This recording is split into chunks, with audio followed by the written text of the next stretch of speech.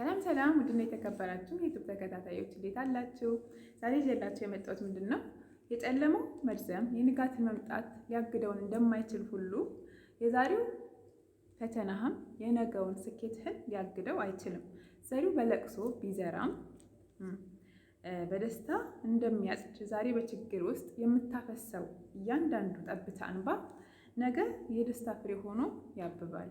አዎ ዛሬ ምንም አይነት ፈተና ምንም አይነት ውጣ ውረድ ቢኖርም ነገ መልካምና ደስ የሚል ቦታ መድረሳችን አይቀሬ ነው።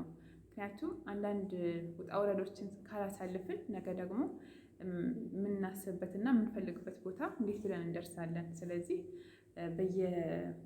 በየህይወት ከፍታ የምናሳልፈውን እያንዳንድ ችግር በስራም ቦታ በቃ በምንኖርበት ቦታ ብዙ አይነት ውጣ ውረድ ብዙ አይነት ፈተና አለ። እሱን በቃ ቻል አድርገን ታግሰን ነው የምናሳልፈው ማለት ነው። እና እንደዛ ነገር ሲሆንብን ተስፋ ቆርጠን ጥለን መውጣት የለብንም። ምክንያቱም አሁን ለምሳሌ ሁላችንም የየራሳችን ዓላማ አለን፣ መድረስ የምንፈልግበት ቦታ አለ ሁሉም ሰው እና ያንን መድረስ የምንፈልግበት ቦታ ላይ ለመድረስ ካሁኑ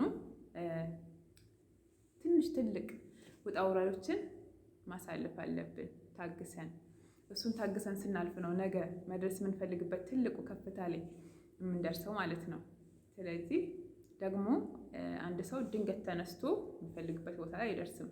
የየራሱ እንትን አለው እና ልላችሁ የፈለግኩት ምንድን ነው፣ ዛሬ ያላችሁበት ቦታ ባያስደስታችሁም በጣም እየተፈተናችሁም ቢሆን እንኳ በትዕግስት አሳልፉ። ነጋችሁን ተስፋ አድርጉ። ዛሬ ያለሁበት ቦታ ባይመጥነኝም እንኳ ባይገባኝም እንኳ ነገ እኔ የማስበውና መድረስ የምፈልግበት ቦታ አለ። ለዛ ነው የምለፈው፣ ለዛ ነው የምጥረው ማለት አለባችሁ። ራሳችሁን ማበርታት አለባችሁ። በነገራችን ላይ ማለት ነው ምንም የሚወደን ሰው በህይወታችን ቢኖር እኛ የምናሳልፈው በውስጣችን ያለውን ግብ ሊያሳልፍልን አይችልም። ራሳችንን ጥርሳችን ንክስ አድርገን የምንወጣው ማለት ነው። አንዳንዴ ብቻዬን ቁጭ ስል የማሳልፈው ብዙ አይነት እንትን አለ እና ያንን ነገር የማሳልፈው እኔ ነኝ ብቻዬን። የሚወደኝ ሰው ያንን ነገር አያይም ማለት ነው።